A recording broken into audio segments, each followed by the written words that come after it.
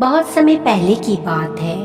عرب کے ریگستانوں میں ایک چھوٹا سا گاؤں تھا جہاں ایک نیک اور ایماندار آدمی حارث اپنی پتنی اور بیٹے کے ساتھ رہتے تھے۔ حارث غریب تھے لیکن ان کا دل اللہ کے ذکر سے بھرپور تھا۔ وہ روزانہ مزدوری کرتے تھے اور رات کو اپنے بیٹے عمر کو اسلام کی سیکھ دیتے تھے۔ ایک دن گاؤں میں ایک قافلہ آیا جس میں بڑے بڑے ویاپاری تھے۔ وہ مکہ جا رہے تھے لیکن ان کے پاس ایک امانت تھی جسے کسی بھروسے مند ویکتی کے پاس رکھنا تھا۔ حارث کی ایمانداری کے چرچے دور دور تک تھے، اس لیے انہیں امانت ان کے پاس رکھ دی اور کہا ہم لوٹ کر اسے لے لیں گے۔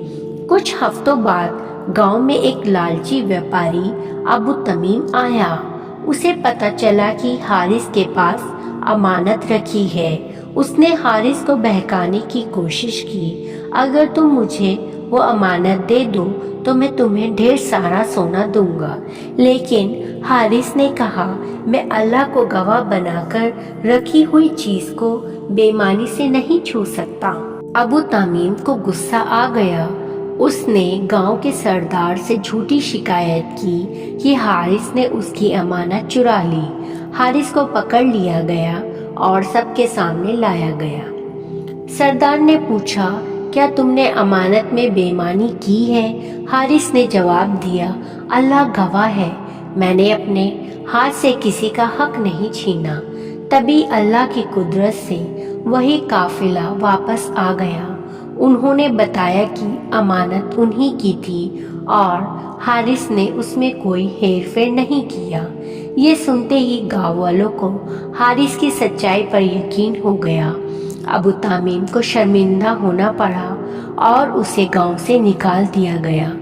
گاؤں والوں نے حارث کی ایمانداری کی سراہنا کی اور سردار نے کہا سچا مومن وہی ہے جو ہر حال میں اللہ سے ڈرے اور ایمانداری کو نہ چھوڑے۔ اللہ نے حارث کی ایمانداری کا انعام دیا۔ وہ ویاپاری بہت خوش ہوئے اور حارث کو انعام کے طور پر سونا اور اونٹ دے دیے۔ لیکن حارث نے کہا مجھے دنیا کی دولت سے زیادہ اللہ کی رضا چاہیے۔ ویاپاری اس کی بات سے اتنا پربھاوت ہوا کہ اس نے کہا تمہارے جیسے سچا انسان میں نے کبھی نہیں دیکھا۔ میں چاہتا ہوں کہ تم میرے ساتھ مکہ چلو اور اپنا کاروبار شروع کرو۔ اس طرح حارث اور اس کا پریوار مکہ چلے گئے جہاں انہیں بے پناہ برکتیں ملی۔ عمر اپنے پتا سے سیکھا ہوا ایمان اور نیک دلی لے کر بڑا ہوا اور اسلام کا ایک سچا داعی بن گیا۔